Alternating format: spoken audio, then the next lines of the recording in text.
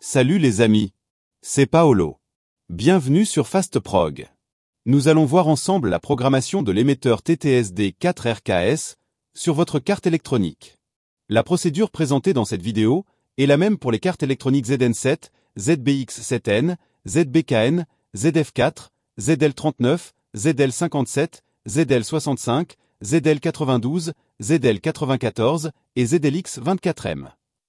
La notice de cet émetteur est disponible en scannant simplement le QR code actuellement en vidéo ou en cliquant sur le lien en description.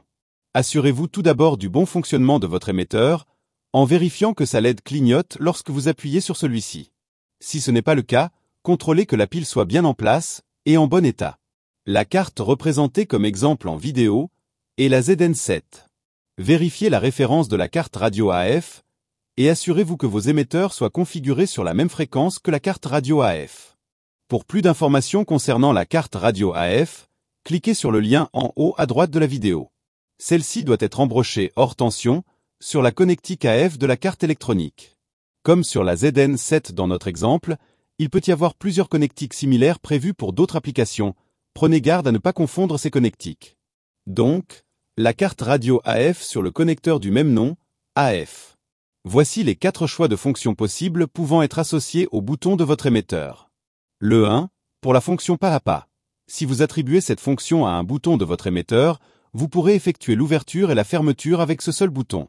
Si vous appuyez sur ce bouton pendant la phase d'ouverture ou de fermeture, le portail repartira dans le sens inverse. Le 2 est pour la fonction séquentielle, la plus fréquemment utilisée. Si cette fonction est attribuée à un bouton de votre émetteur, vous pourrez effectuer l'ouverture et la fermeture avec ce seul bouton. En appuyant sur ce bouton pendant la phase d'ouverture ou de fermeture, le portail s'arrêtera et ne repartira dans le sens inverse que lorsque vous appuierez à nouveau sur ce bouton. Le 3 est pour la fonction ouverture. Le bouton programmé sur cette fonction vous permettra d'effectuer l'ouverture de votre portail uniquement. Vous ne pourrez pas le refermer avec ce même bouton. Cette fonction peut être utilisée par exemple si la fermeture automatique est activée. Le 4 est pour la fonction ouverture partielle. Ce mode permet l'ouverture partielle des portails coulissants ou l'ouverture d'un seul ventail des portails battants. Le degré d'ouverture est réglable ensuite via le menu des fonctions générales. Alors, si vous êtes prêt, appuyez sur la touche Entrée de la carte ZN7 jusqu'à ce que F1 apparaisse.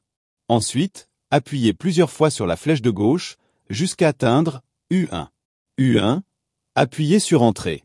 Le chiffre 1 apparaît, correspondant à la fonction pas à pas, dont je vous ai expliqué le fonctionnement précédemment. Appuyez sur la flèche de droite plusieurs fois pour passer à 2, 3, 4, puis de nouveau à 1, etc. Choisissez la fonction désirée, puis validez en appuyant sur Entrée.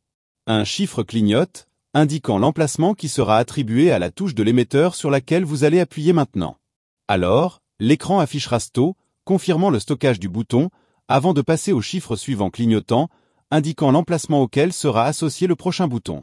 Si vous avez d'autres émetteurs à ajouter à cette même fonction, vous pouvez appuyer directement sur la touche à programmer de chacun des émetteurs supplémentaires, les uns après les autres.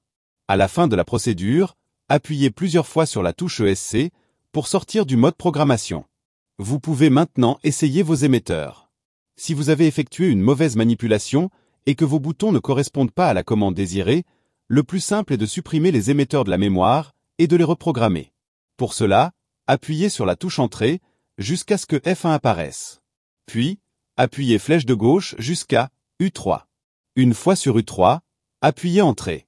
L'écran affiche Off. Appuyez flèche de droite, l'écran affiche On. Appuyez Entrée. L'écran affiche CLR, signalant que la suppression des émetteurs a bien été effectuée. Vous pouvez maintenant reprogrammer vos émetteurs en vous rendant à la fonction U1. Et si à la fin tout va bien, alors parfait.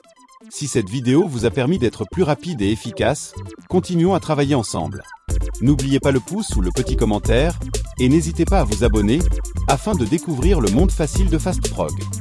De nouvelles vidéos sont fréquemment ajoutées à la chaîne.